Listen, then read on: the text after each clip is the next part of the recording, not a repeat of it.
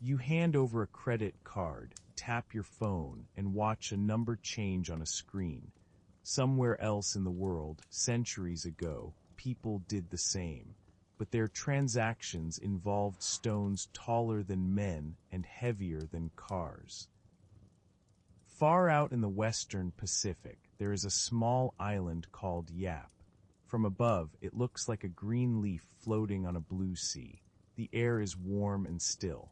Waves break gently against coral reefs, and narrow paths wind through coconut trees and quiet villages.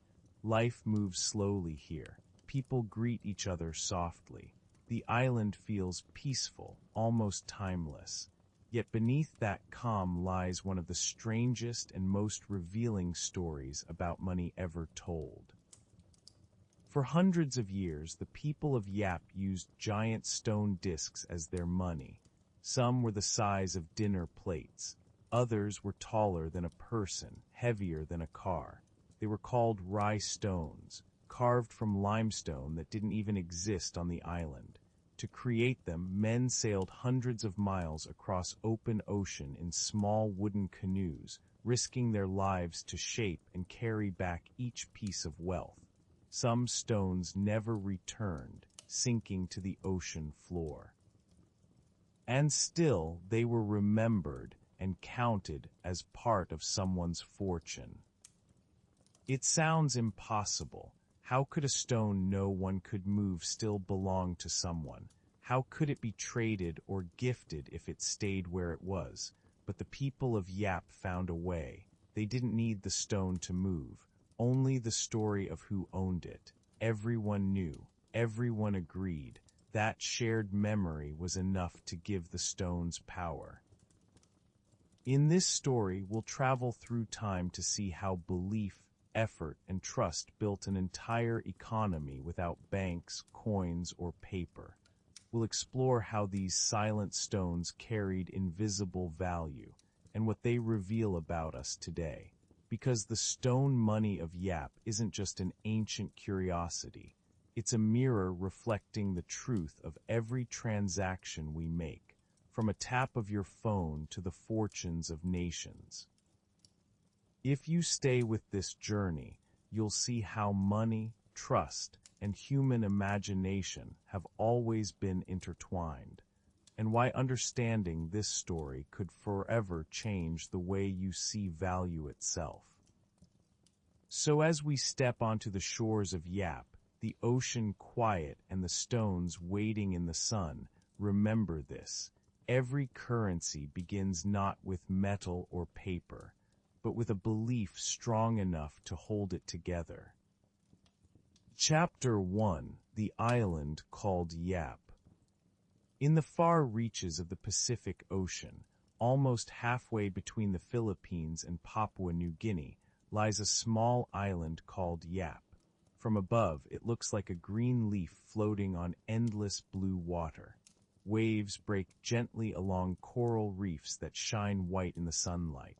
The air is warm and still, and the sea carries a rhythm that never ends. On land, the villages are small and quiet, built among coconut palms and breadfruit trees. The houses rest on stone platforms, open to the breeze. Dogs sleep in the shade, chickens wander freely. Everything moves at a calm, slow pace, like time itself has learned to breathe. For hundreds of years, the people of Yap have lived with deep respect for balance. The island is not rich in metal or gold. It has no large mountains, no big rivers, no great cities, but it is full of life. The people grow taro and yams in the wet soil. They fish in the lagoons and the open sea. They weave baskets, build canoes, and share food in open gatherings. Nothing is wasted, and everything has its purpose. Life here depends on trust. Trust in nature, trust in each other, trust that what you give will someday return. When you live on an island as small and far away as Yap, you learn that survival is a shared task. One storm, one broken canoe, one bad harvest could hurt everyone. That's why the people of Yap built their lives around cooperation. A good reputation meant more than wealth. Generosity, honesty, and hard work were the true signs of strength. To be known as someone who helped others was to be truly rich. Because of this, Yap didn't need markets or banks. There were no stores, no coins, no paper bills. Trade happened through relationships. One family might trade fish for taro. Another might give mats or shells for help building a canoe. These trades weren't quick exchanges. They were part of a living system of giving and remembering. When someone gave something, they trusted that kindness would circle back someday, even if it took years. Over time, this pattern of giving and remembering created a kind of invisible network. Everyone knew who had helped whom. Every gift became a story. If a family gave a feast to the whole village, people remembered it with gratitude. If someone was greedy or unkind, people remembered that too. In this way, Yap's economy wasn't written on paper or recorded in books. It lived in the hearts and memories of the people. Their wealth was not what they owned, but what they were known for. Still, even in a peaceful and generous community, people need ways to measure value. What happens when one gift is big and another is small? How do you show respect when words aren't enough? The people of Yap found answers not in gold or silver, but in something far more unusual: stone. On Yap itself, there wasn't much stone suitable for carving. The island's rocks were rough and uneven, but stories tell that long ago, a group of men from Yap sailed to another island called Palau, hundreds of miles away. There they saw something different: smooth, light-colored limestone that shone in the sun like pale fire. It was beautiful, rare, and hard to reach. It came from a place across the ocean, and that alone made it precious. The men realized that if they could shape this stone and bring it home, it would be more than just a rock. It would be proof of courage, skill, and endurance. The voyage to Palau was dangerous. The Yapese sailed in wooden canoes with woven sails, guided only by the stars and the patterns of waves. They faced storms, heat, and hunger. Many never returned. Those who did brought back large round stones, carved with a hole in the center so they could be carried on poles. These stones, later called rai, became treasures unlike anything the island had seen. Each one carried not only the mark of hard labor, but the story of an entire journey. Who sailed, who died, who succeeded? Back on Yap, these stones weren't used to buy small things like food or fish. They were used for important exchanges: marriage gifts, peace offerings, or the settlement of major debts. Because they were so large, they stayed where they were placed. People didn't need to move them to transfer ownership. If a stone stood by the path near one family's house and was traded to another family, it stayed right there. But everyone knew the story had changed. That's what made Yap different. The people didn't need coins that could jingle or paper that could fold. They only needed shared memory. Everyone knew who owned each stone. They knew who earned it, who gave it, and why. The stone itself was just a symbol. The real value lived in the agreement, in the community's shared belief that this belongs to you now. The more you look at it, the more you realize Yap had built one of the most advanced systems of money the world has ever seen, long before banks or governments existed. It worked not because of force or control, but because of trust. The people of Yap understood something modern societies sometimes forget. That money is never just about metal or numbers. It's about faith, reputation, and story. The island's beauty, its isolation, and its sense of connection all helped shape this idea. On Yap, the sea was not a barrier. It was a path.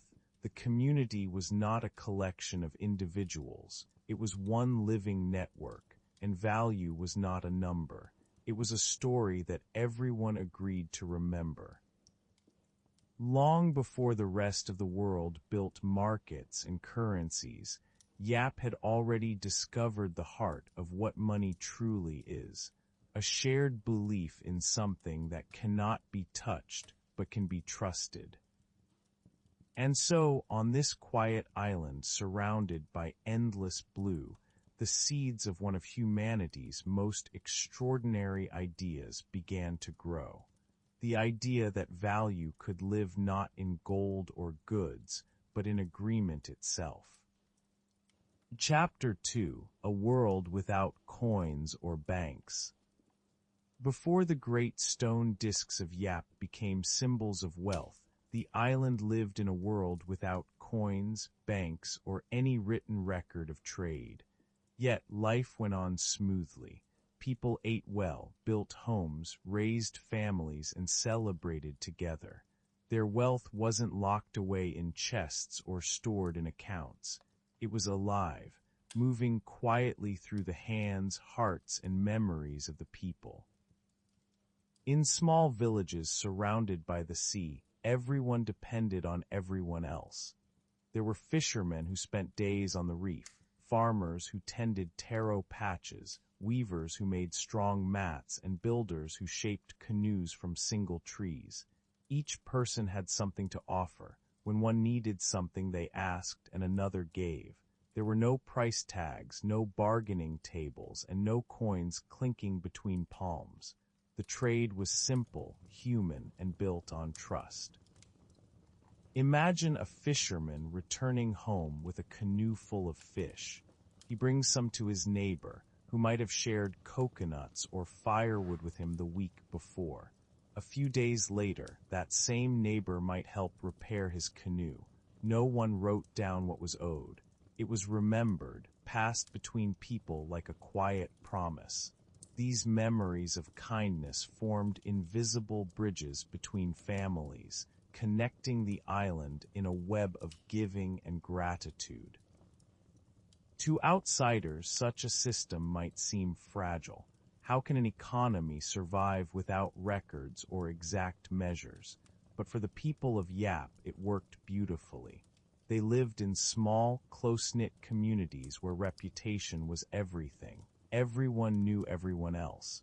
Who was generous, who was lazy, who kept their word. To break a promise or refuse to give when someone was in need wasn't just rude.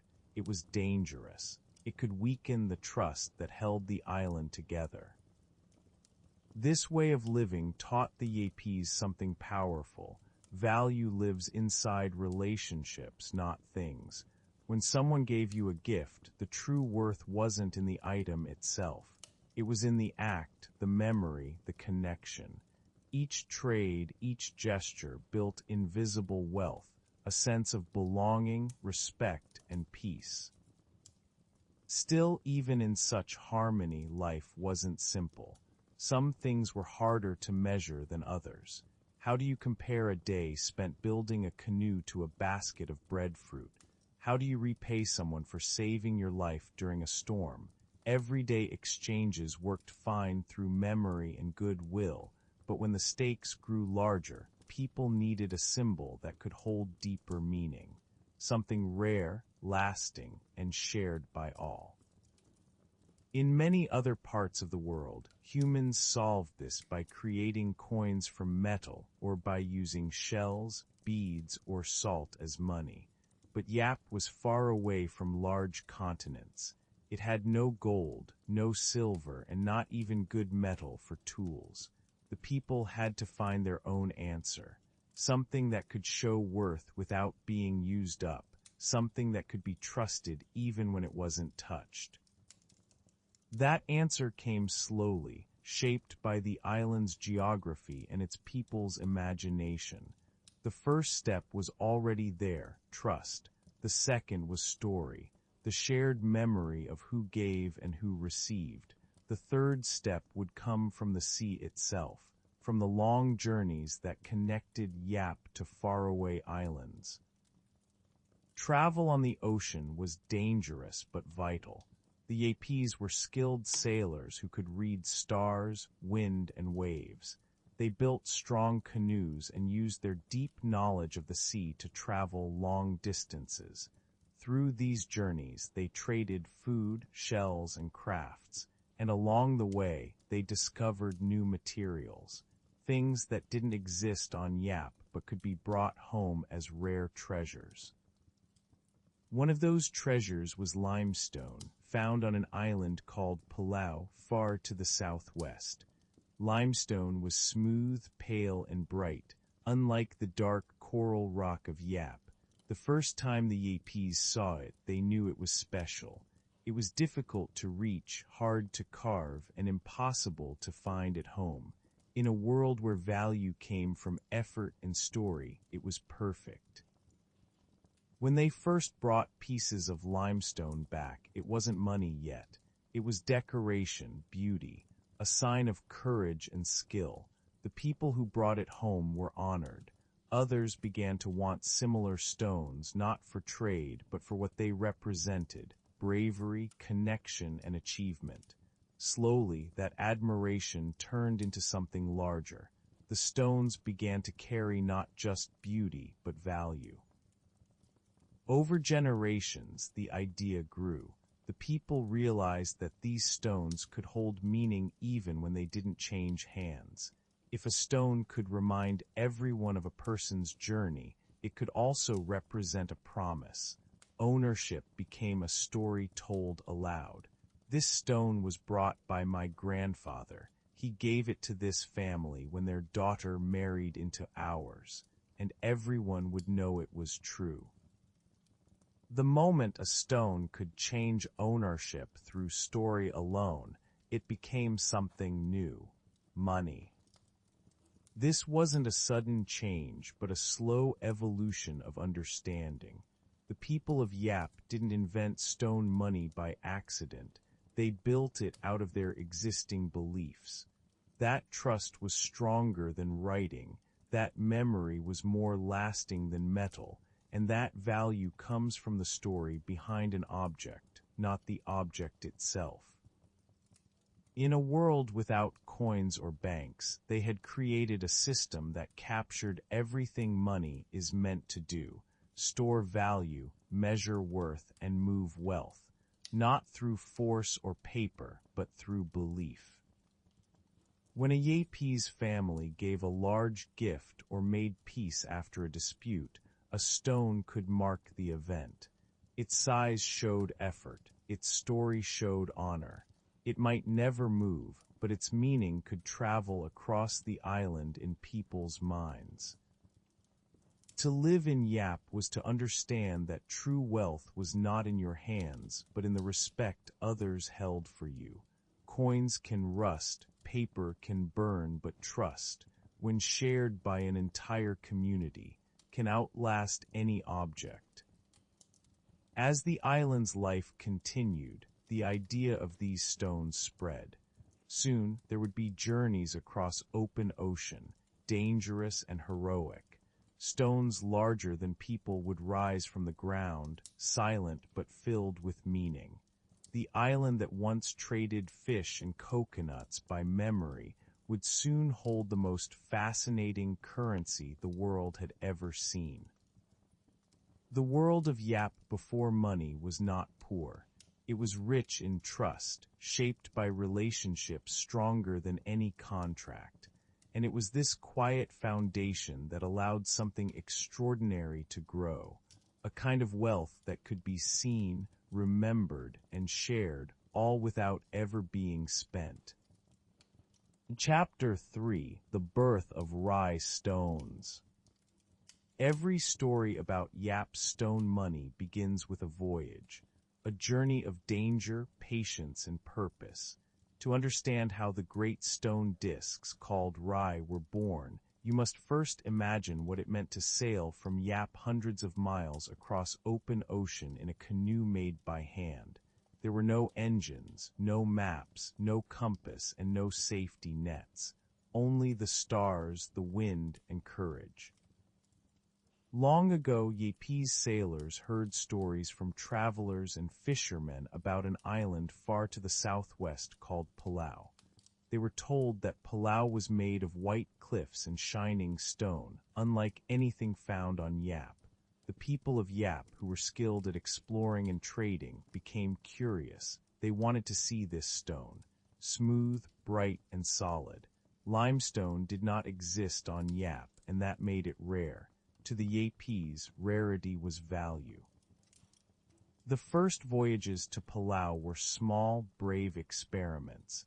The sailors loaded their canoes with food, water, and coconuts, guided by the stars and the patterns of the waves. These voyages could take days or even weeks. The sea was unpredictable. Storms rose suddenly. Sharks followed the canoes. Many men never came back, but those who did returned with stories, and with the first pieces of white limestone. At first, these stones were not yet money. They were treasures, symbols of success. People admired them because they came from far away and because bringing them home took great skill and bravery. To sail such distances and return safely was an act of strength and wisdom. Owning one of these stones meant that your family had been part of something remarkable. The stone itself was proof of courage. Over time, the people of Yap began to shape the limestone into round discs with a hole in the center. The hole was practical. It allowed the stone to be carried on a wooden pole through the middle, but it also made the stone look complete, balanced like a full moon. The discs came in many sizes. Some were small enough to hold in one hand. Others were so huge they could not be moved without great effort, requiring dozens of people or even rafts to transport. Each stone had its own story. Some were cut roughly, others smoothly. Some shone in the sunlight like pale gold. The journey itself gave the stone meaning. The harder it was to carve and carry, the more valuable it became. If a man died during the voyage, or if a storm nearly destroyed the canoe, that danger added to the stone's worth. These were not just rocks, they were living memories. When the stones arrived on Yap, they were not hidden or locked away. They were placed in visible spots, near paths, in front of meeting houses, or by the edge of the forest. People wanted to see them and remember their stories. A large stone standing near a home was not just decoration. It told the world about the bravery and generosity of the people who lived there. And yet these stones were never used the way modern money is. No one carried a piece of rye to buy food or fish. You didn't trade a small one for a chicken. The stones were used for the biggest, most meaningful exchanges. Marriage gifts, alliances between clans, payments for peace after conflict, or signs of respect for a leader. The beauty of the system was that the stones did not have to move to change ownership. Everyone in the community knew the history of each rye stone. They knew who brought it from Palau, how it was made, and who owned it. When ownership changed, there was no need to roll the massive disc from one village to another. Instead, the story changed hands. The people would gather, agree, and remember. This stone now belongs to this family. In this way, the stones were more than money. They were memory made solid. Their value was written not in numbers, but in stories carried in the minds of everyone on the island. If someone gave away a stone to settle a debt or honor a promise, the act itself was what mattered. The stone's position didn't need to change, only the story around it did. Over generations, this system became the heart of Yap's culture. Each stone, each transaction, was a piece of a shared history. Wealth was not hidden but displayed openly, and everyone had a role in keeping the truth of ownership alive. The entire island was, in a way, a living record, a map of value remembered through time. This kind of economy was built on something invisible but powerful: trust. The Yapese understood that no one person could own the truth. It lived between them in their agreement.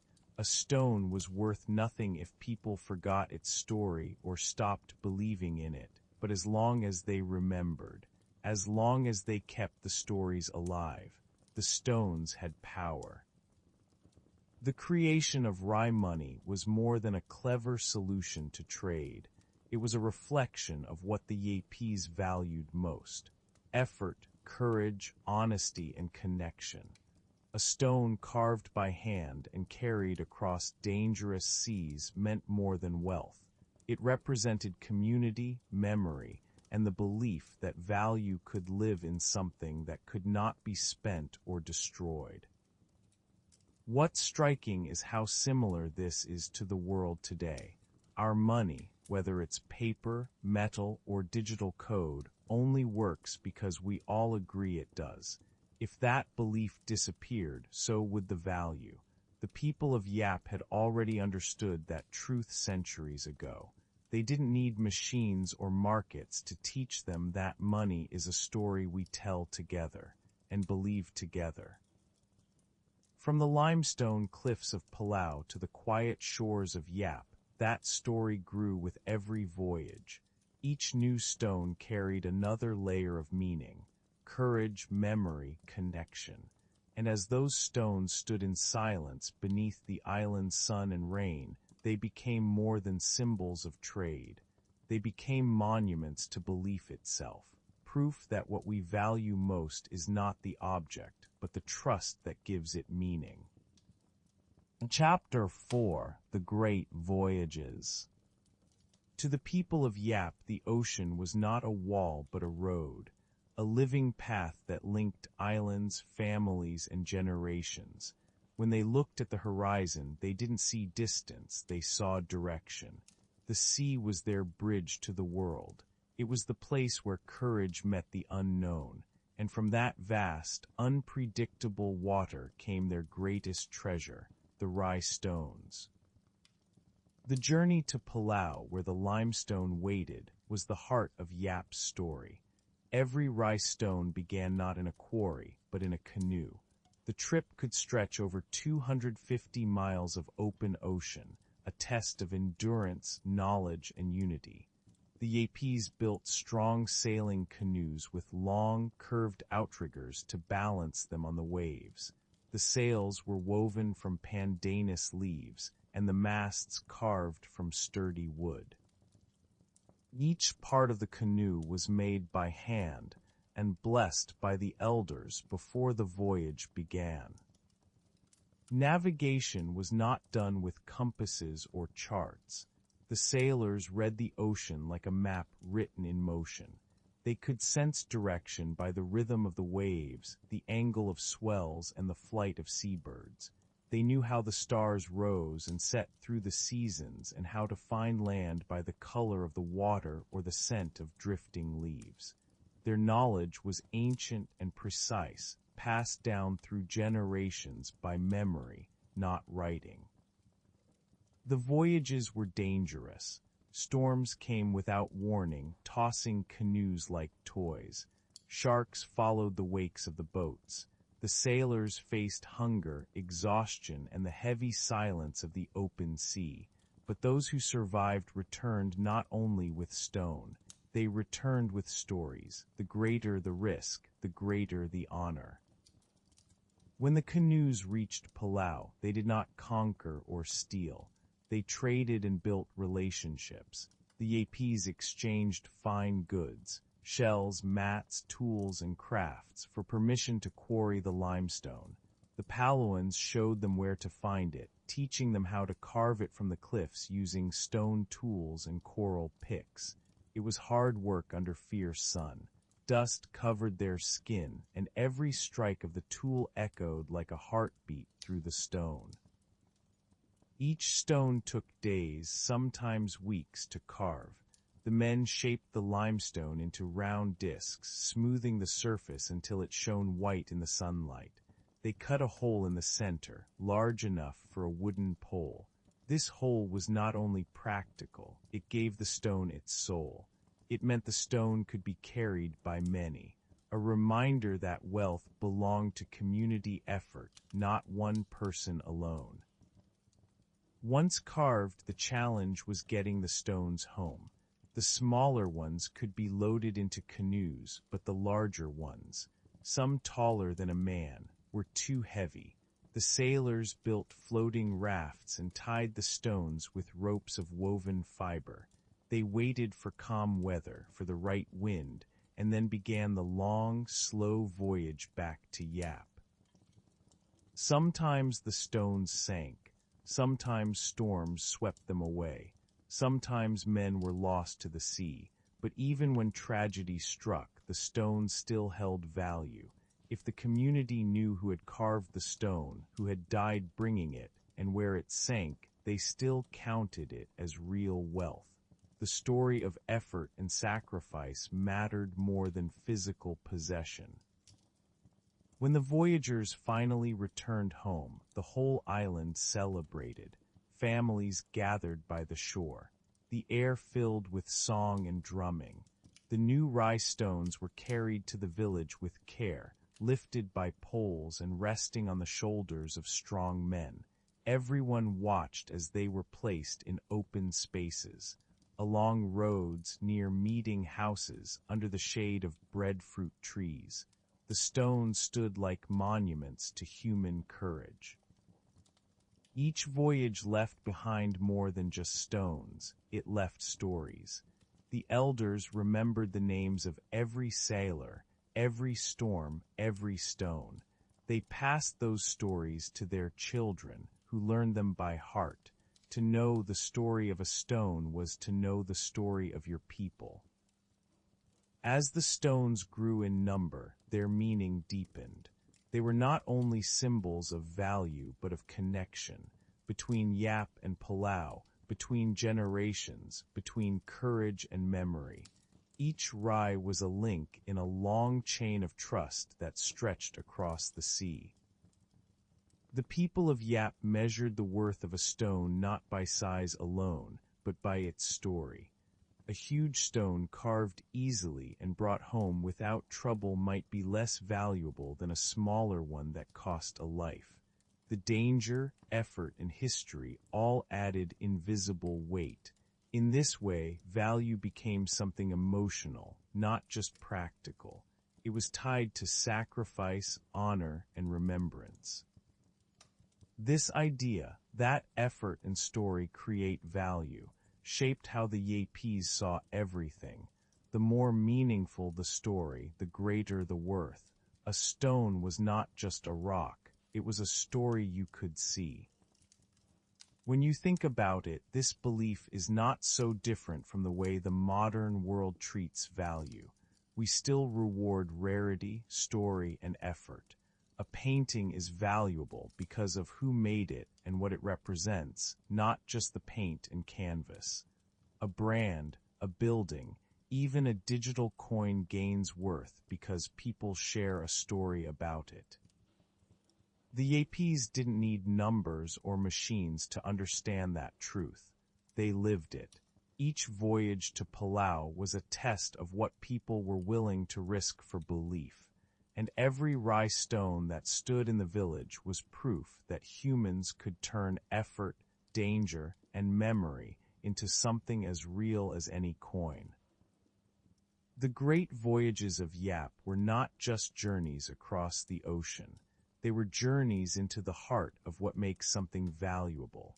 Across the waves, in the salt and wind, the Yapese carved not only stone but meaning, shaping with their hands what the world would one day call money. Chapter 5: Money You Can't Move. On the island of Yap, money didn't jingle. It didn't fold, fit in pockets, or fill purses. It stood still, solid, silent, and heavy as history itself. Some of it rested under trees, some along village paths, some half covered in moss. The great rye stones, once carved and brought home, rarely moved again. They stayed where they were placed, sometimes for generations. Yet somehow they could still change hands, trade ownership, and settle debts.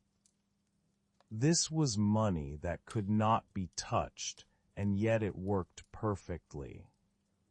At first, the idea seems strange. How can something that doesn't move be traded? How can people exchange wealth without transferring the object itself? But on Yap, money wasn't about possession. It was about agreement, a shared belief strong enough to hold the weight of an entire economy. Everyone on the island knew the history of each stone. They knew who carved it, who risked their life to bring it home, who owned it, and what it had been used for. These stories weren't written anywhere. They lived in the minds of the people. When a stone changed ownership, the story changed too, and that was enough. If a man gave a stone as part of a marriage gift or as payment for a debt, he didn't have to roll it down the road or drag it to the other village. The people would simply gather, witness the exchange, and remember it. From that moment on, everyone agreed. The stone now belonged to the new owner.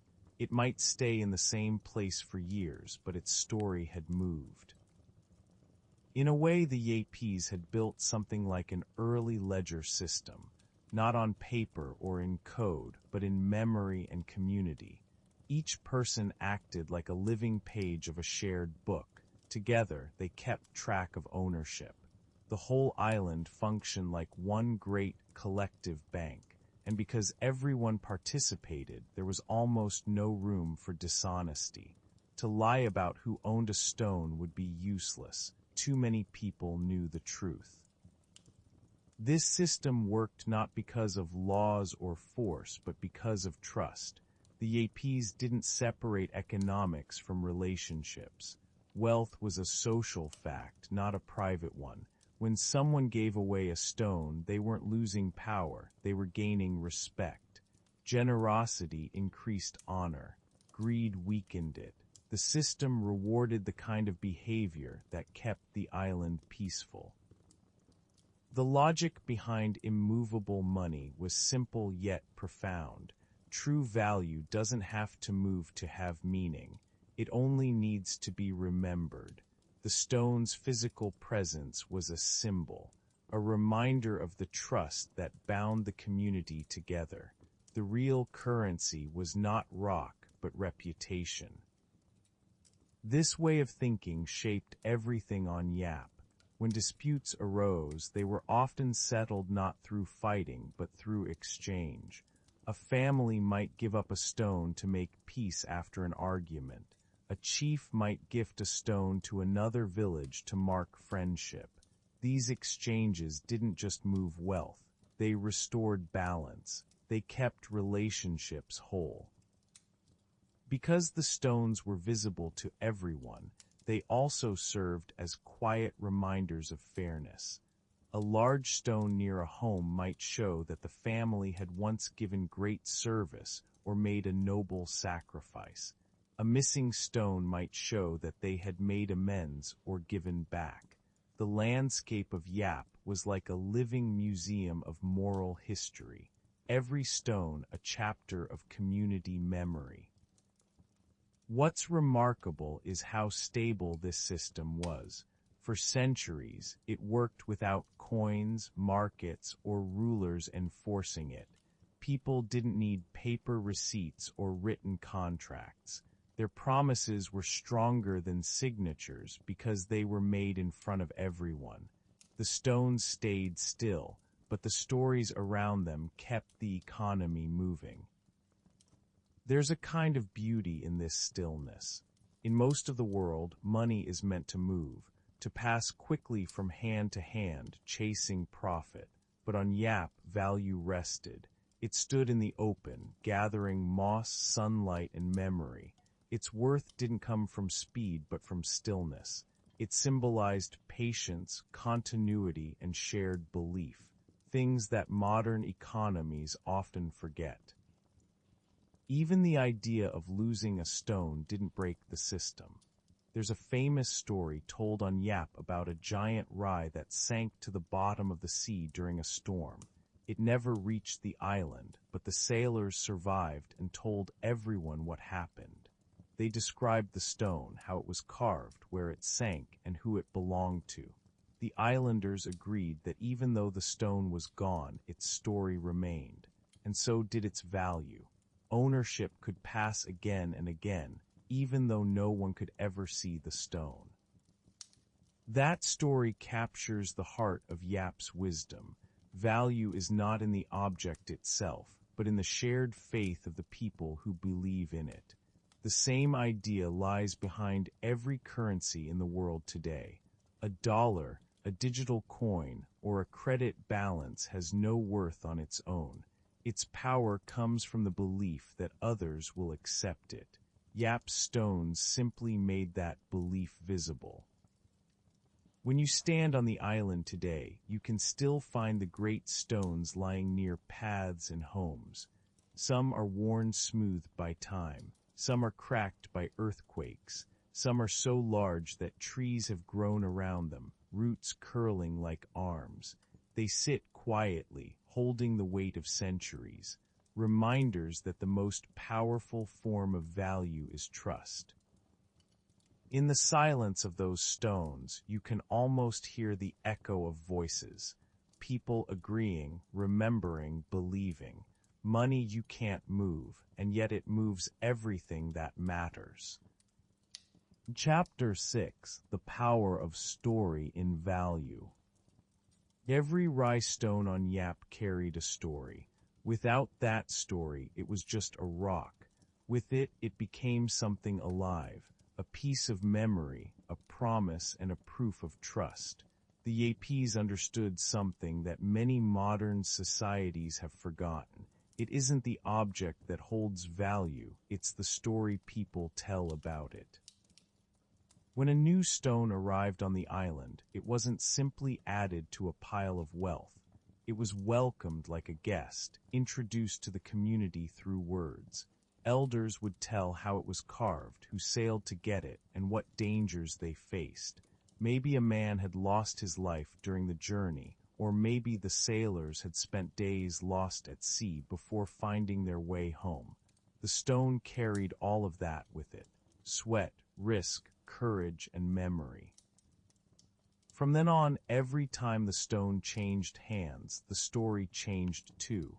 It was retold and reshaped like a living thread connecting generations. This stone, people would say, was brought by our ancestors during the Great Voyage. It once belonged to this family, then was given as a marriage gift, and now it rests here. These stories were known by everyone, repeated at gatherings, and passed to children. Because the story was public, there was no need for written proof. The island itself was the record. Memory was the bank. The value of the stone didn't depend on a ruler or government declaring it so. It depended on people remembering and agreeing on what it meant. The Yapese made belief itself the foundation of their economy. In this way, every stone became a chapter of history. Some stones represented peace between clans after conflict. Some marked marriages that joined families. Some told stories of generosity or sacrifice. A single stone could hold centuries of emotion: joy, loss, pride, gratitude. To touch it was to touch the lives of many who came before. The people of Yap didn't separate emotion from economy. For them, money was never cold or mechanical. It was personal. To give a stone wasn't just to pay for something. It was to pass on a story. When a stone changed hands, both families shared that connection forever.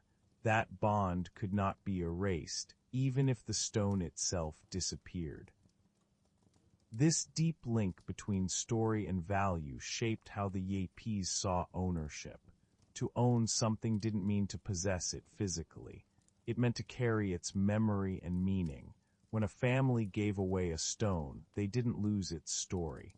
The history of their effort remained tied to it. They still had honor, even if they no longer had claim. That separation of pride from possession is what made their system so peaceful. Every time a stone changed ownership, it was done publicly.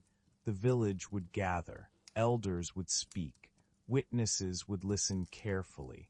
The new owner would be announced and everyone would remember. This ritual made sure that value remained transparent and shared. There were no secret deals, no hidden ledgers. The whole community was part of the story keeping. Through this, the Yapes avoided the traps that many societies later fell into: greed, secrecy, and distrust. When everyone knows where wealth comes from, it's harder for corruption to grow. The people of Yap understood that transparency creates stability. The stones were big, but their real power came from being seen. The most fascinating part is how this system mirrors our world today. Modern money, whether in banks, on credit cards, or in digital code, still runs on shared stories. A number on a screen means nothing unless others believe it. A nation's currency is strong or weak based on confidence in the story behind it. In that sense, every economy is built on the same principle Yap mastered centuries ago. Value is collective belief, kept alive through trust and narrative. Even the way we talk about money shows this connection to story. We say earning, saving, investing, all words that suggest a journey, a future, and memory. We remember when something was expensive or when it was cheap, when we lost or gained. Money becomes a timeline of our choices. Yap stones were simply a more visible version of that truth. There's also a lesson here about how fragile value can be. If people stop telling a story, it fades. If they stop believing in it, it vanishes. The Yapes protected their economy by protecting their stories. They taught their children not only how to sail or fish, but how to remember. Storytelling was not entertainment, it was survival. Imagine a night on Yap hundreds of years ago. The fire crackles. The air smells of salt and wood smoke. Children gather around elders who speak slowly, retelling the voyages of their ancestors. They name each stone, describe its carving, recall who owned it, and how it came to rest in its place. The children listen carefully, knowing that one day they will become the keepers of these memories. This tradition turned every person into a guardian of value. In remembering the stories, they kept the entire economy alive. The stones might stand still, but the stories moved freely. Across generations, through time, carried by voices and hearts. Even today, the same principle shapes modern life. We trust digital money we can't see. We measure worth through symbols we agree on, and we store meaning in systems that only work if we believe in them. The Yapes were the first to live this truth so clearly. Their world teaches us that value, in the end, is not a number. It's a story. And stories only survive if people care enough to remember them. Chapter 7: When the Sea Took a Stone. One of the most famous stories from Yap is about a stone that vanished. A massive rye that never reached the island, but somehow remained as real and valuable as if it stood in the village square. This story is more than a legend. It captures the heart of how the people of Yap understood money, memory, and belief. Long ago, a group of sailors set out from Yap on a voyage to Palau. They went to quarry new limestone and carve it into the great discs that served as money. The trip began under calm skies. The wind was steady, and the canoes glided across the blue water. But partway through the journey home, the weather turned. The wind screamed, the sea rose, and waves towered over the boats. The sailors fought the storm with all their strength, trying to keep the precious stones from slipping into the deep. One of the canoes carried an enormous stone, one of the largest ever carved. It was so heavy that it strained the ropes and made the raft hard to control. When the storm struck, the waves tore it loose.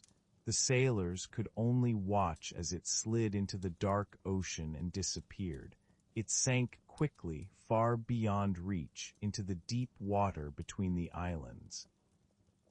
When the survivors finally made it back to Yap, they told the others what had happened. They spoke of the stone, how big it was, how perfectly carved, and how bravely they had fought to save it.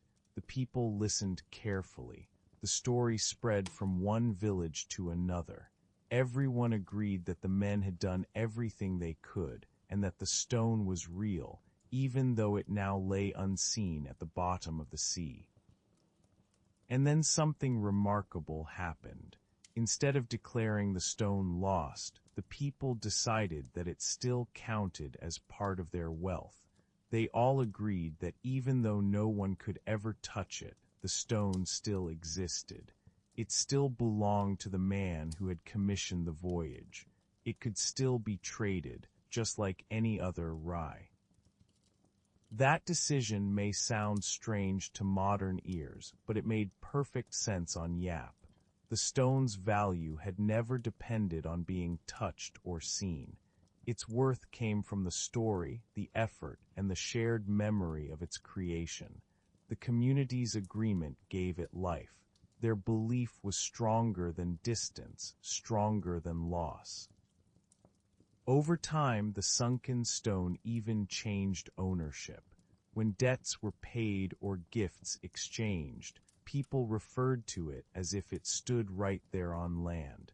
They would say, "The large stone lying at the bottom of the sea near Palau now belongs to this family." And everyone would nod in understanding. The transfer was real because the story was real.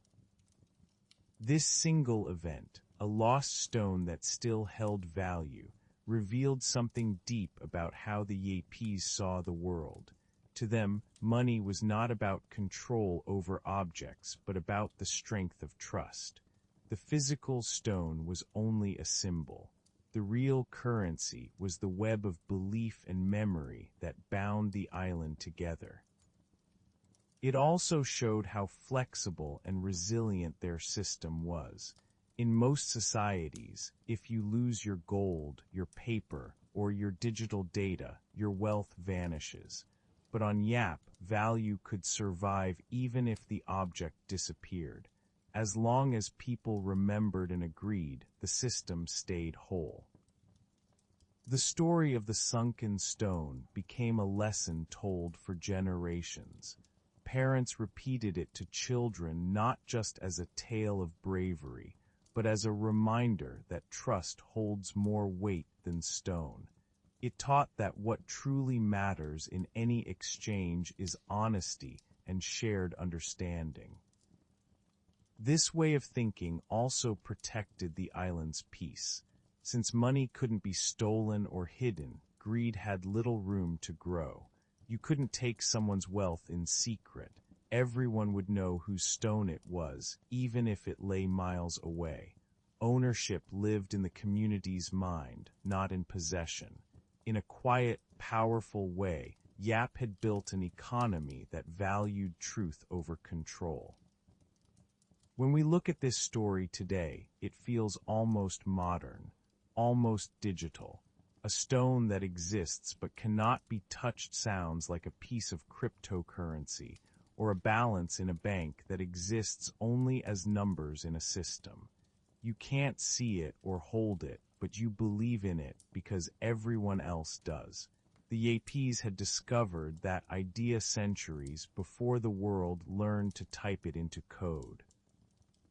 But while our modern systems depend on invisible data, Yaps depended on visible character.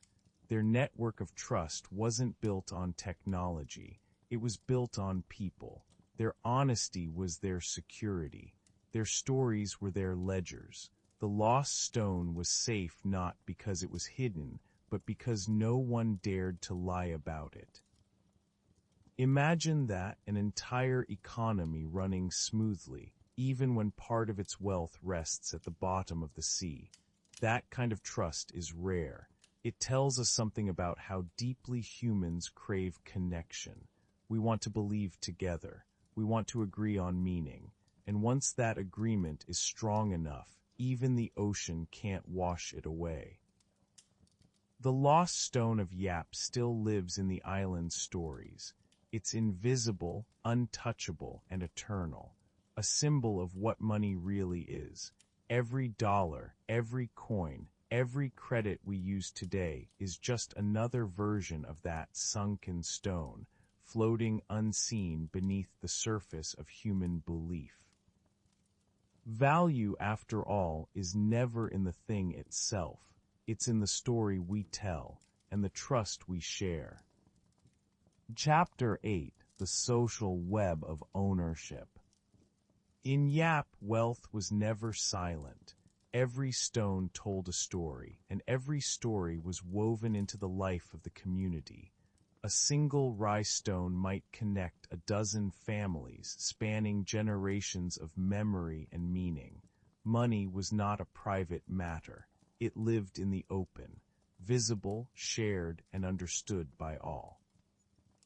The Yapese believed that ownership was not about control, but about connection. To own a stone meant that your name, your effort, and your family's honor were tied to its story. But that story didn't belong only to you. Everyone who had ever touched that stone, sailed for it, carved it, or given it away remained part of its history. The result was a living web of relationships, where wealth was measured not by what you had, but by what you were part of. This made Yap's money deeply social. A rye was rarely used for personal gain. It moved through acts of generosity, ceremony, and reconciliation. When a family hosted a feast, offered a marriage gift, or made peace after conflict, a stone might change hands. The giver gained respect, not loss. The receiver gained gratitude and obligation, the promise to one day return that trust. In this way, the stones flowed through life like a slow, steady current, always moving toward balance. The Yapese word for wealth could also mean harmony. To be rich was to be connected, to have good relationships, a respected name, and a history of kindness. People did not hoard their stones, they shared them when it mattered. The highest form of honor was generosity. A chief or elder who gave freely was admired far more than one who kept his stones untouched. Because everyone knew who owned which stone, wealth couldn't be hidden or exaggerated. It was public and moral, not secret or competitive. The entire community acted as a memory bank, keeping the system honest. If a man tried to claim a stone that wasn't his, he'd be gently corrected, or if he persisted, shamed. Lies about ownership didn't just hurt one person, they damaged the balance of trust that held the island together. That balance was sacred. The Yapese saw their society as one great circle, where every act returned eventually to its source. Helping others brought strength to all, taking too much weakened everyone. Money was not a tool for dominance, it was a way to maintain peace. Stones weren't trophies of wealth, but tokens of unity. When disputes did arise, over land, family promises, or alliances, stones often became the solution. Instead of violence, people turned to exchange. One family might offer a stone to another as a gesture of apology or restitution. Once the gift was accepted, the matter was settled. The community recognized the exchange and restored harmony. The stone stood as proof that peace had been rebuilt. This system shaped how people saw justice. Instead of focusing on punishment, they focused on restoration. Giving a stone was not a loss but a healing act, a way of saying, I value our relationship more than this object. In that choice lay the quiet strength of Yap's culture. Children grew up surrounded by these ideas. From an early age, they learned the stories behind each stone near their village. They knew which family had brought it from Palau, who had given it during a wedding, or who had used it to settle a quarrel. The stones became silent teachers. They stood in the open, reminding everyone that wealth and peace were born from giving, not keeping. In daily life, smaller forms of exchange followed the same logic. People traded coconuts, taro, or fish, but they did so with kindness and memory. A gift was never forgotten. Over time, these acts built invisible bonds as strong as the stone paths beneath their feet. The Yapese didn't need coins to tell them who owed what. They trusted that balance would return because it always had. This trust was their true wealth. It was more valuable than any stone because it made every part of life possible. Farming, fishing, marriage, and celebration. When people live in constant cooperation, everyone becomes both giver and receiver. It's easy to see how this created stability. There were no markets driven by greed, no price wars, no obsession with ownership. Instead, there was a kind of social gravity that pulled people toward fairness. To act selfishly was to step outside the current. To give freely was to move with it. Even the largest stones, the ones that no one could ever move, played a role in this social web. They reminded everyone that wealth could be shared endlessly without being consumed. One stone might change owners 10 times over generations, yet it remained whole. Nothing was wasted. The value didn't wear out. It grew richer with every exchange. Compare that to modern money, which often isolates instead of connects. Today, wealth can make people distant, private, even suspicious. But in Yap, the opposite was true. The more a person gave, the more trusted they became. Generosity built reputation. Reputation built influence. A chief's power rested not on hoarding, but on how well he could distribute what he had. The social web of ownership made Yap not just an island of traders, but a community of storytellers. Every exchange added a new thread to the island's collective story. To remember was to belong. To forget was to fall silent. And so, the stones of Yap did more than represent value. They represented relationship. They were the quiet heart of a culture that understood something timeless. That real wealth isn't about holding on, but about holding together. Chapter 9: The Arrival of Outsiders. For centuries, Yap existed in quiet rhythm with the sea.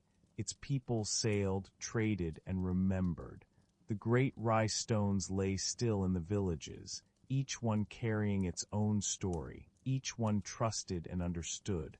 But eventually, ships began to appear on the horizon, large, wooden, and foreign. The first outsiders had arrived.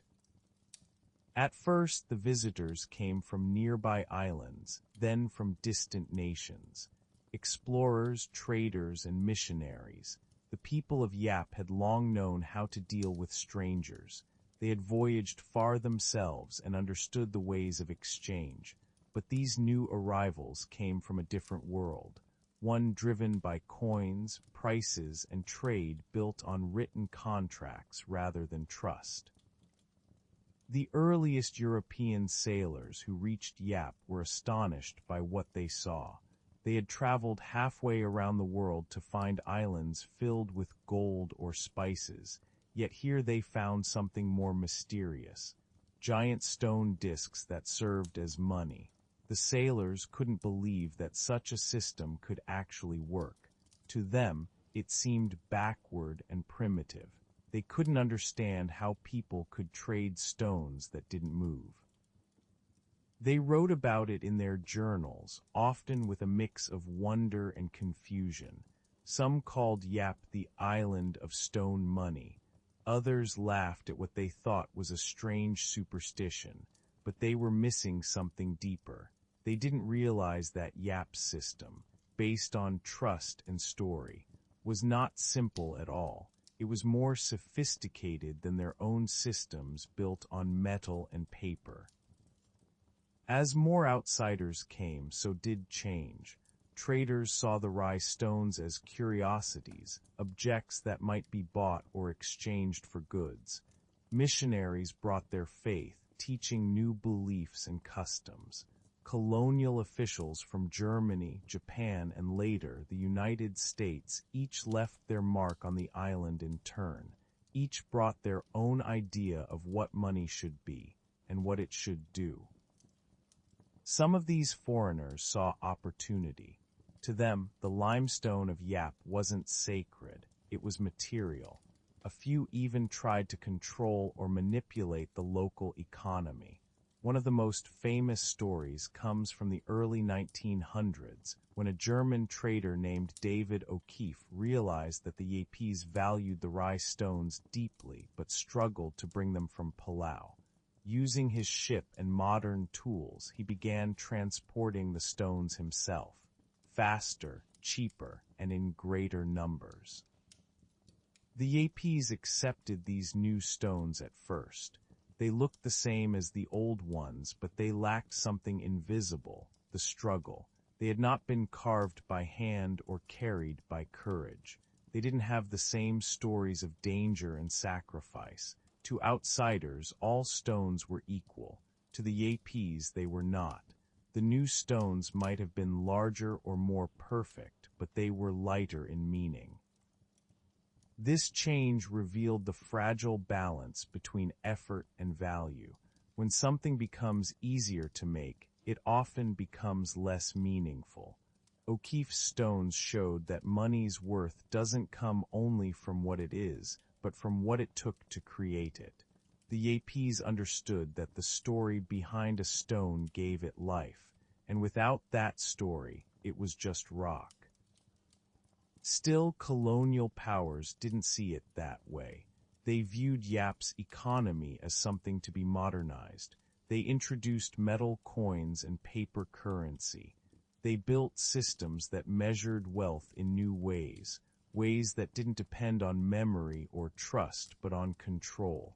For the first time, value was written down, counted, and taxed. These changes began to erode the old system. Younger generations started using coins and notes for trade. The Rye stones, once the heartbeat of Yap's culture, became symbols of the past. But even as their use declined, their meaning didn't vanish. The people of Yap continued to honor them. They remained part of ceremonies, peace offerings, and local governance. They still stood quietly by the roads, witnesses to everything that came and went. The arrival of outsiders didn't destroy Yap's traditions. It revealed their strength. Despite pressure to change, the Yapese people held onto their understanding of value as something rooted in relationship, not just exchange. They adapted to the new world without forgetting the old one. Anthropologists who visited Yap in the early 20th century were amazed that the stone money system still worked. They saw villages where the ownership of stones was still known and respected. They wrote about how people could explain, in perfect detail, who owned a stone half buried in the jungle or another that had sunk into the sea decades before. It was proof that the economy of trust had not disappeared. It had simply learned to coexist with the modern one. The outsiders came with coins that glittered and papers that promised power, but the Yapes already knew that value was invisible. They knew that belief, not metal, was what made money real. In their quiet way, they had understood what global economists would one day call the social construction of value. The meeting of these two worlds, one built on memory, the other on measurement, became a turning point. It showed how fragile belief can be, and how easily outsiders can misunderstand systems built on trust. Yet it also showed how deeply human the idea of money is. Whether in a stone, a coin, or a number on a screen, value only exists because people agree to believe in it. The arrival of outsiders brought change to Yap, but it also turned the island into a kind of mirror, reflecting back to the rest of the world what money truly is.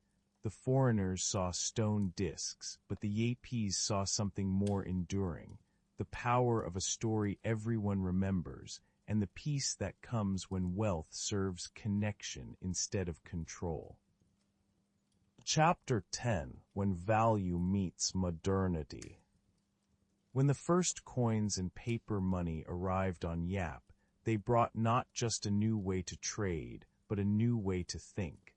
The island that once measured wealth through memory was now meeting a world that measured everything in numbers. The people of Yap stood between two systems, one ancient and human, the other mechanical and fast. For generations, the rye stones had connected people through shared stories.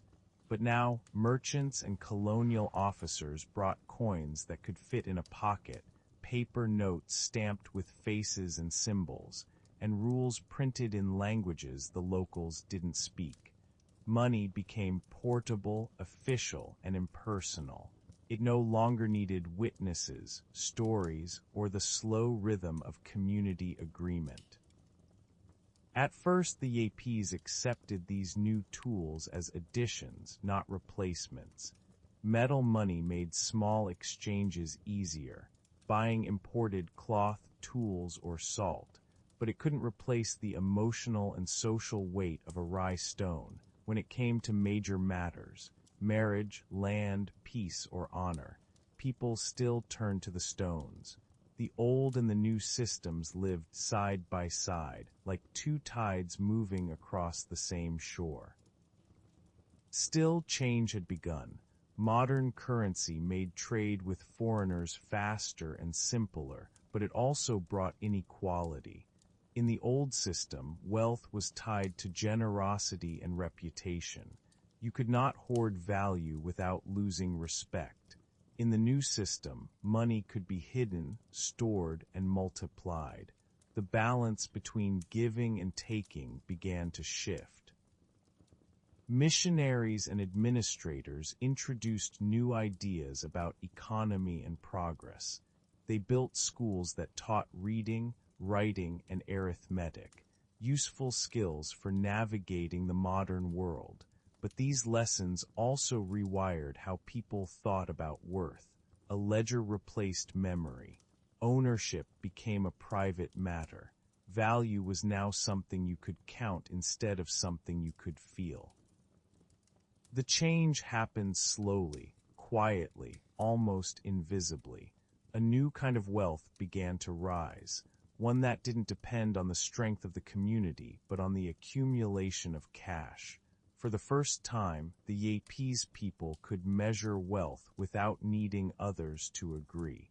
The shared belief that had once bound everyone together began to loosen. Yet the stones never disappeared. They remained, resting along pathways in front of houses near the forests. They no longer moved through trade, but they stayed as reminders. Some were covered in moss, some half buried by time, but everyone still knew their stories. They were like elders, silent but full of memory. When American forces came during World War II, they brought even more change. Modern infrastructure, roads, and airstrips arrived. So did global trade, radios, and foreign goods. Paper money became normal. Coins clinked in pockets. Banks appeared. The rye system faded into the background, not because it failed, but because the world had changed too quickly for it to keep pace. Still, even then, the wisdom behind the stones endured. Anthropologists who visited Yap in the mid-20th century found that people still spoke about rye ownership as if the system were alive. A man could still point to a stone in the forest and tell you who owned it, what it had once been exchanged for, and how it came to rest there. Some families still used the stones in local ceremonies, for dowries, reconciliation, or to mark respect. In this way, Yap created something rare, a bridge between two worlds. The islanders didn't throw away their traditions when modern money arrived. They adapted. They treated the old system as sacred and the new one as useful. Each served its purpose. The rye kept their hearts connected. Paper money kept their hands moving. There's something deeply human in that balance. Around the world, as technology has changed how people trade and work, cultures have struggled with the same question. How do you modernize without forgetting who you are? Yap found its own answer, by letting both systems coexist. Even in the modern era, the people of Yap never saw their rye stones as obsolete. They became symbols of cultural pride, teaching tools for the next generation. Children learned not only how their ancestors carved and carried the stones, but also what those stones meant. That value comes from effort, that trust builds wealth, and that memory can last longer than metal. Today, Yap uses modern currency like the US dollar for everyday trade, but the stones remain part of its identity. Tourists who visit the island can still see them lying along paths or standing near meeting houses. The locals treat them with quiet respect, not as curiosities but as living history. Some are still used in important social events, proving that even in a digital age, the spirit of the old system still breathes. If you listen to the elders speak, they'll tell you that the stones never stopped working. They simply changed roles. They're no longer money to spend, they're lessons to keep. They remind the island, and anyone who visits, that the foundation of any economy isn't metal or paper. It's people, it's story, it's trust. Modernity came to Yap like a wave, carrying new ideas of value, but it didn't wash away the old. The rye stones still stand quietly, showing that the past and the present can live together. They whisper the same truth that guided Yap for centuries, that real value is not measured by how fast it moves, but by how deeply it's believed. Chapter 11: Lessons from a Living System. On Yap, the stones still stand. They rest quietly beside roads and under trees, where moss creeps over their pale faces and roots wrap gently around their bases. Travelers who visit the island today often stop to stare at them, amazed that something so ancient could still feel alive. But for the people of Yap, these stones aren't relics or decorations. They are teachers. They hold lessons that still matter, not just for the island, but for the whole world. The first lesson is that trust is stronger than distance. The people of Yap built an economy on belief, memory, and honesty. They didn't need signatures, passwords, or bank accounts. The entire island acted as a living record, each person a witness to the truth. This made deception almost impossible. Everyone shared responsibility for keeping the system honest. When people remember together, truth becomes hard to erase. That sense of shared responsibility created a society built on connection. Every exchange, every story, every rye stone was part of a greater circle of balance. To take more than you gave would disturb that balance, and everyone would feel it. The Yapese understood that stability didn't come from strict rules but from mutual care. They believed that when people value each other, the system naturally stays fair. The second lesson is that value doesn't need to move to matter. In most economies, wealth is restless. It changes hands constantly, racing from one account to another. But on Yap, value could sit still. A stone didn't need to roll down a path or cross a border to have power. What mattered was the agreement around it, the shared story that made it real. In that way, the rye stones were an early form of symbolic value, long before anyone invented the idea of digital money.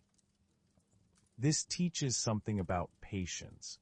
Modern economies move at dizzying speed, but the Yapese system reminds us that stillness can be strength. When wealth is tied to memory instead of movement, it becomes a record of meaning, not just motion. The stones of Yap show that money doesn't always have to flow like a river. Sometimes it can stand like a mountain, steady, clear, and deeply rooted. The third lesson is that stories give value its soul. Each rye stone on Yap carried the story of its creation. The journey to Palau, the dangers faced at sea, the hands that carved it, the lives touched by its exchange. Those stories were its real worth. A stone carved by machine had less meaning because it lacked that living history. Effort, struggle, and sacrifice were part of its substance. This lesson echoes everywhere today, whether we're talking about art, craftsmanship, or even digital tokens. It's the story behind the thing that gives it weight. A handmade bowl, a song, or a piece of writing carries more meaning because it holds part of someone's effort and memory. Yap's economy wasn't built on objects. It was built on stories that made those objects matter. The fourth lesson is that generosity builds wealth. In Yapese culture, the most respected people weren't those who kept the most stones, but those who shared them wisely. A chief's greatness was measured by how well he gave, not how much he owned. This principle flipped the logic of greed. It taught that value grows when shared, that giving strengthens both giver and receiver. In a world where wealth often divides, Yap's system united. By making generosity the path to honor, they turned money into a tool for peace. The rye stones helped people mend relationships, celebrate unions, and restore balance after conflict. Each exchange wasn't just about value, it was about healing and trust. Even today, these lessons still guide life on Yap. The modern economy has brought new forms of money, but the spirit of the stones remains. People continue to emphasize fairness, humility, and cooperation. When someone acts selfishly, elders still remind them of the old ways, the way of giving, of remembering, of keeping harmony above all else. The fifth lesson is that belief itself is the foundation of every economy. Whether it's stone money, gold, or a number on a digital screen, value only exists because people agree that it does. The people of Yap understood this truth intuitively. Their entire economy worked because everyone trusted the same story. That's the same principle that holds together the global financial system today. The Yapese didn't invent currency as much as they revealed its true nature. When you stand before a rye stone today, you can almost feel that wisdom radiating from its silent surface. The smooth, round shape, the soft white glow, the hole in the center. All of it tells a story about balance, effort, and connection. Each stone is a reminder that wealth, at its best, is not about possession but participation. The final and perhaps most beautiful lesson is that value can endure even when times change. The world around Yap has transformed. Ships have become planes, stories have become data, and coins have become code. Yet the stones still stand. They remind us that human trust, when kept alive, can outlast technology, empire, and time itself. In the quiet villages of Yap, when a child walks past one of those ancient stones, they may ask their parents, "Who owns that one?" And the answer might be a story, told softly, about courage, friendship, or love. A story that keeps history breathing. That's what makes the Rye system a living system, not a lost one. It's not just a piece of the past. It's a mirror held up to every modern society. It asks a gentle question: what makes your money real? Is it the object itself, or the faith that people place in it? For Yap, the answer has always been clear. Real value lives in people, in their stories, and in the trust that binds them. The stones are simply reminders, quiet, heavy, and eternal. In Chapter 12, What Yap Teaches About Trust. The story of Yap is not just about money. It's about trust and what humans build when they choose to believe together. The Rye stones may look like objects of the past, but the system that made them work is something timeless. It's the same invisible force that keeps modern economies, relationships, and communities alive. Trust is what turns promises into value. In Yap's world, trust wasn't a choice, it was a necessity. The island's isolation made cooperation essential. People depended on one another for food, shelter, and safety. No one could survive alone, so the Yapese built their lives on honesty, respect, and shared memory. Every exchange, every agreement, every Rye stone carried this foundation of trust. To understand how deep this trust ran, think about what it meant to own a stone that never moved. A family could give away a Rye as payment or gift, and it would stay right where it was. No one guarded it, no one locked it away, yet no one ever took it without permission. The stone remained safe because the whole island knew whose story it carried. Ownership lived in the minds of people, not in hands or vaults. This collective memory acted like an invisible fence, stronger than any wall. It worked because everyone believed in it. The Yapese didn't need contracts or lawyers to enforce truth. They relied on the honesty of the group. When everyone watches and remembers, lies lose their power. This system shows something powerful about human nature. Trust doesn't need technology to function. It needs people to care.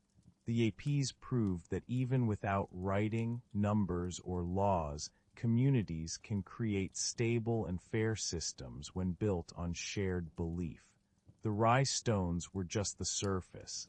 Underneath was a vast network of mutual respect.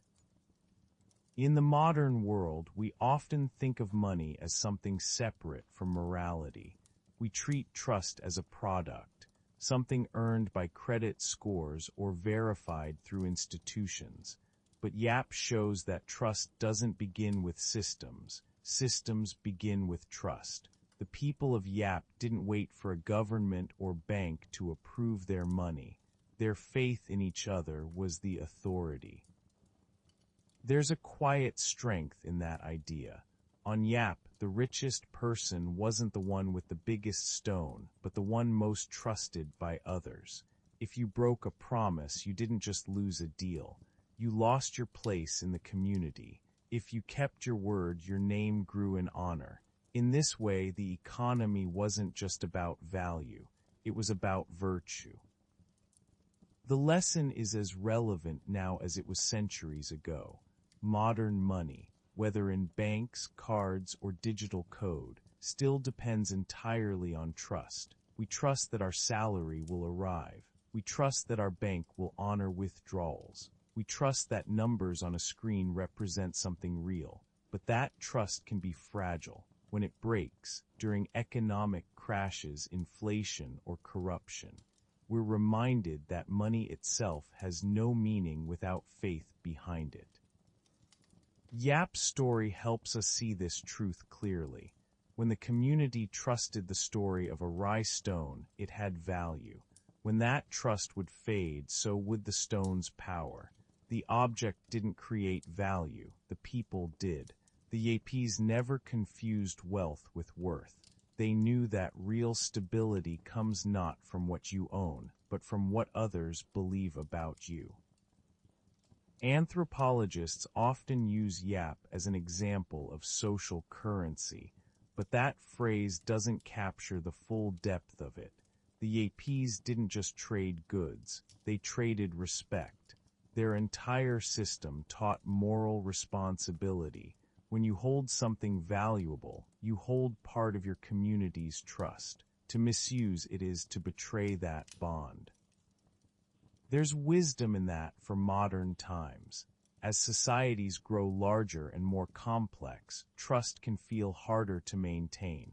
We rely on digital records, encrypted ledgers, and algorithms to keep track of truth.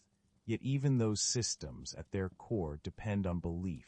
Bitcoin, for example, is often called trustless, but it still relies on millions of people trusting the code and the community behind it.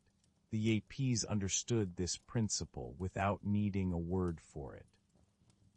Their system also reminds us that trust works best when it's visible.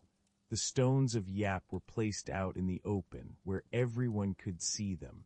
They stood as public proof of private promises. When people can see honesty with their own eyes, it grows stronger. Modern economies often hide wealth behind walls and screens, turning trust into something abstract. But on Yap, trust was tangible, a stone by the path known by all. Perhaps that is why the island's way of life lasted so long. Even as modern currency arrived, the rye stones kept their place. They still do. They remain symbols of balance, showing that money is only as strong as the trust that holds it up. Trust is easy to lose and hard to rebuild. The Yapes seem to understand this instinctively. Their entire system was designed to reward honesty and discourage greed. To break trust was to isolate yourself from the circle of giving and receiving that made life whole. To honor trust was to keep that circle turning. If you stand before a rye stone today, you might see only rock. But if you listen to the stories told around it, you'll hear something greater, a heartbeat of belief. That rhythm once connected an island to the world, and it still speaks to us now. It says that value begins where trust begins, that what we choose to believe together becomes real, and that even in a modern world of invisible money and digital exchange, the old truth of Yap endures. Trust, once shared, can make anything valuable, even a stone that never moves. Chapter 13: The Invisible Stones of Today. If you strip away the waves, the palm trees, and the limestone discs, what remains of Yap's story? Something surprisingly modern. The rye stones might have stayed still, but their idea has traveled far, across centuries, into our phones, our banks, and our digital wallets. We may no longer carve money from stone, but we still live by the same invisible rules the Yapes once did. In the modern world, most money is unseen. It's no longer metal or paper, it's data. Pixels on screens, lines of code, or numbers in databases. We move it with taps and clicks, trusting that those digits represent something real. But if we pause and look closer, we see the same foundation Yap built its world upon: belief. Our invisible money works because we all agree that it does. We trust that a number in a bank account stands for value, just as the people of Yap trusted that a stone in the jungle did. When you wire funds, use a credit card, or trade cryptocurrency, you are doing what the Yapes did centuries ago.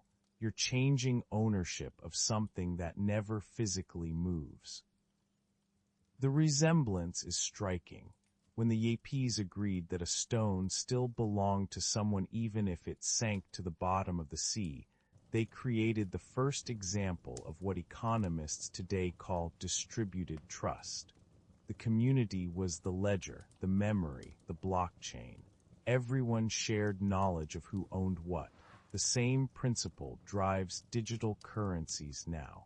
An open record verified by everyone rather than held by one authority.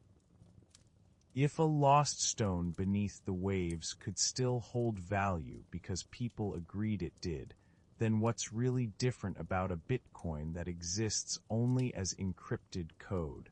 Both depend on faith in a shared story. Both are invisible forms of value. Both remind us that money is never a thing. It's an idea that lives between people. Modern finance has simply scaled that belief. Instead of a few hundred islanders remembering who owns a rye stone, billions of people now rely on global networks and institutions to remember who owns what. Our ledgers are digital, not oral, but the heartbeat is the same. When that trust is strong, economies thrive. When it falters, everything shakes. There's something poetic in how history loops like this. The people of Yap once proved that ownership didn't require possession, that value could rest on memory alone. Today, most people's wealth is stored not in vaults but as invisible records, balances they can't see or touch. We've returned, in a sense, to Yap's invisible stones. Yet there's an important difference. The Yapes system was built on community, a circle of faces, names, and shared responsibility. Modern systems are vast and faceless. We no longer know the people who hold our money or the strangers who validate our transactions. Trust has moved from hearts to institutions, from memory to machines. It's efficient, but also fragile. When banks fail, when markets crash, when currencies lose faith, people rediscover what the Yapes always knew. That trust, once broken, is hard to repair. A system held together by code still needs belief to survive. Even the strongest technology can't replace the human story that gives value its meaning. The rye stones remind us that the shape of money may change, but its spirit doesn't. Whether carved in limestone or written in code, money reflects our relationships. It mirrors what we trust and what we fear. It reveals how we connect, and how easily we can drift apart when belief turns thin. Think about how often we use phrases like frozen assets or liquid capital. Even in modern language, we give money a body. We make it solid, fluid, alive. But the truth is, all of it is as abstract as Yap stones: a paycheck, a savings account, a stock portfolio. These are stories of faith told through numbers. We can't touch them, but we live by them. This realization is both humbling and freeing. It means that what holds our world together is not technology or metal, but trust itself. The same fragile thread that connected the people of Yap as they stood beside their silent stones. If we could borrow their wisdom, perhaps we'd slow down and remember what money was meant to do. It was never supposed to divide, to cause anxiety, or to measure worth. It was meant to help people exchange effort, express gratitude, and keep peace. The Yapes never separated money from morality. For them, to hold value was to hold responsibility. That's a truth our digital age often forgets. Look around our world today. Invisible transactions, markets that move faster than thought, currencies that can rise and fall overnight. It's as if our global system has become a vast ocean, endless, deep, and unpredictable. And somewhere beneath that surface lies the same truth that rested beneath Yap's waves. That value exists only because we choose to believe in it together. The Rye stones might have stood still, but their idea keeps traveling. Each digital transaction is like a whisper from Yap saying, "Remember, this only works if we trust each other." Our invisible stones are glowing screens instead of limestone discs, but they still rest on the same foundation, a shared story that binds us, as fragile and as powerful as belief itself. Chapter 14: The Weight of Mining. If you were to stand on Yap today, beneath the quiet trees and humid air, you might notice how light the island feels. How slow, how calm, how steady.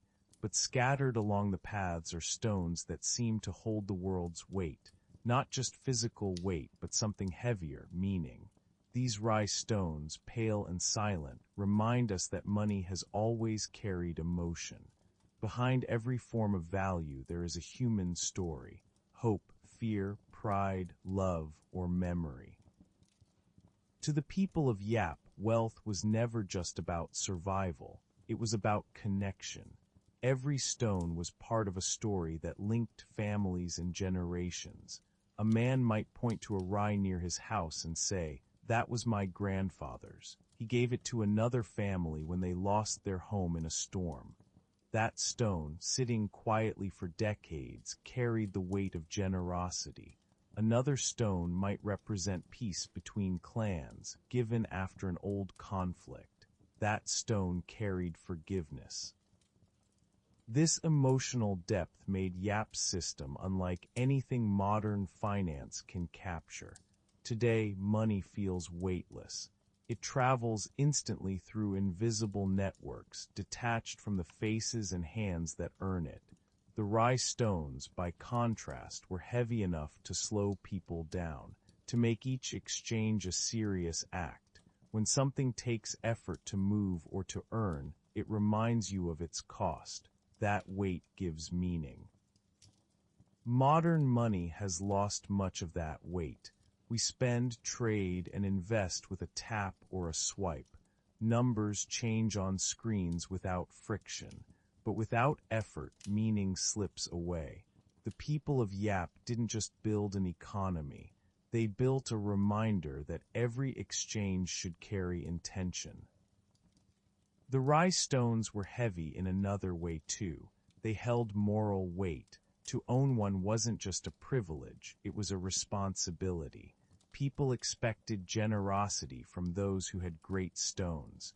A family with many Rye was meant to share during feasts or to help rebuild a neighbor's home. The stones bound the wealthy to the community. In Yap, wealth didn't lift someone above others, it tied them closer. That's an idea that feels revolutionary even today. In most of the world, wealth often separates people. The more someone has, the easier it becomes to build walls, real or invisible. But on Yap, wealth pulled people together. It demanded participation, not isolation. To be rich was to be seen, and to be seen was to be accountable. It's easy to think of money as neutral, as a tool that simply measures exchange. But the people of Yap show that money always carries meaning, whether we admit it or not. It shapes how we see ourselves and others. It builds trust or breaks it. It teaches what we value most. Every form of currency is a mirror reflecting the emotions of its time. In Yap, money reflected patience and memory. In the modern world, it often reflects speed and ambition. Neither is inherently right or wrong, but they tell different stories about what we think matters. The Rye Stones teach us that meaning fades when movement becomes the only goal. When wealth rushes faster than reflection, we forget why we wanted it in the first place. Perhaps that's why the stones still stand, while so many currencies have come and gone. Their silence reminds us that value without meaning becomes hollow. You can't measure love or honesty in digits. You can't weigh generosity in profit. True worth always carries the weight of story, the shared history of people choosing to care for one another. Every economy begins with a question: what do we want our value to mean? On Yap, the answer was simple. Value meant courage, trust, and care. The Rye Stones weren't made valuable by rarity alone. They were valuable because they represented what mattered most to the people: connection. When a family gave a stone away, they weren't losing wealth, they were gaining honor. When a chief gave one to make peace, he wasn't poorer, he was richer in respect. That kind of wealth can't be counted. It's felt. It lives in memory, not in balance sheets. In the modern world, we sometimes mistake numbers for meaning. We think more zeros equal more worth. But the Rye Stones tell another story. They say that the meaning of wealth lies not in how much you hold, but in what your wealth holds for others. Even in their stillness, the stones teach movement, not the movement of trade, but of thought. They move us to remember that value without purpose is empty, and that the lightest currency can carry the heaviest consequences when it loses its moral weight. When people on Yap walked past their stones, they didn't just see wealth, they saw history. Each one stood as a monument to human effort and shared belief. That sight carried comfort. It told them their ancestors had faced danger, built trust, and left behind something strong enough to last. Modern societies could learn from that. In a world where markets rise and fall in seconds, and fortunes change overnight, maybe we all need a little more weight, not in money, but in meaning. The Rye Stones remind us that true value is not light or quick or easy. It's heavy, it carries history, it demands care, and it stays where you can see it, not as a thing to own, but as a truth to remember. Chapter 15, The Stone and the Story. At the edge of the village, where the trees part and the ocean glimmers through the leaves, a great stone rests in silence. It has stood there longer than anyone remembers, its surface pale and smooth, its edges softened by rain. Moss gathers in its center hole like a memory-taking root. To the people of Yap, this is not just a rock. It is a voice from the past, still whispering what it has always said. That value lives not in things, but in stories. The story of Yap is not only about money. It is about people, about how humans, long before banks or numbers, learned to hold trust in their hands and call it wealth. The Rye Stones were their language for belief. Each one told of courage, community, and care. Together they built an economy that worked without greed, without secrecy, and without rush. Even now, centuries later, the lessons of Yap reach far beyond the island's shores. They remind us that money has always been more human than mechanical. It began not as metal, but as a promise. A way for people to say, I remember, I owe you, I trust you. Every coin, every bill, every digital balance still echoes that old promise. We have only changed the tools, not the truth. When outsiders first came to Yap, they saw only the stones, strange and heavy, symbols of a world they thought was primitive. They couldn't see the invisible structure that made it all work, the faith between people, the open memory of the community, the gentle balance between giving and receiving. To them, the stones were simple objects, but to the Yapese, they were living maps of relationships, proof that cooperation could be stronger than possession. That difference in understanding is what makes Yap's story so powerful. The Rye stones didn't survive because they were rare. They survived because the people protected what they represented, the dignity of trust. The island's wealth was never about what could be owned, but about what could be shared. And in that quiet wisdom lies a mirror for the rest of the world. Look at how we live now. Our money moves faster than wind. It travels through invisible channels, clicking from one place to another in fractions of a second. We chase it, fear it, fight over it. But if we pause, if we slow down enough to listen, we can still hear something familiar beneath the noise, the same heartbeat that once echoed through the stones of Yap, the rhythm of belief. Yap teaches that money is not a force outside us. It is a reflection of who we are. When trust is strong, economies flourish. When trust breaks, systems crumble.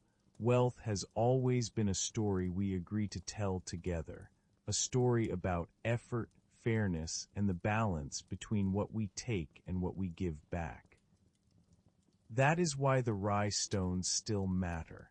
They remind us that value does not disappear when technology changes. It only changes shape. The same truth that held Yap's economy together also holds ours. We need one another to make meaning real. No number, no code, no gold can replace the simple power of shared belief. If you could walk among the stones today, you might find one half buried in soil or resting beside a modern house. You might see children playing nearby, their laughter weaving through the air, and you might think, the stone hasn't moved, but the world has. Yet still it stands, steady and unbroken, a piece of living memory in a restless age. The people of Yap continue to honor these stones, not because they need them to trade, but because they remind them who they are. They are proof that humans once built an entire economy on integrity, and that it worked. In a world where trust often feels thin, that truth shines quietly.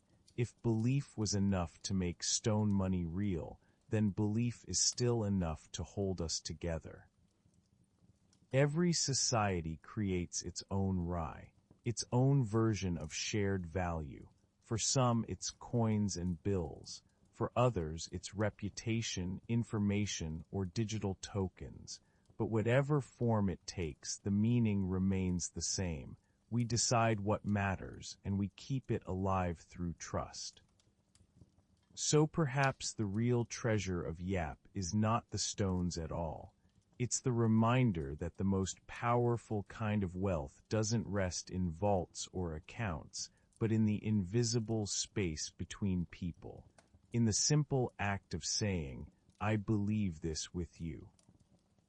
In that sense, every form of money is a story, one that grows stronger the more people remember it. The stones of Yap are just the oldest chapter, carved in rock and carried through time.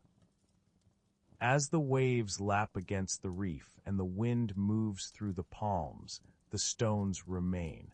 Heavy, still, and full of meaning. They whisper the same truth that has guided humankind since the beginning. That value is not in gold or paper or data. It is in the story we share. And that story, as long as we remember it, will never lose its worth.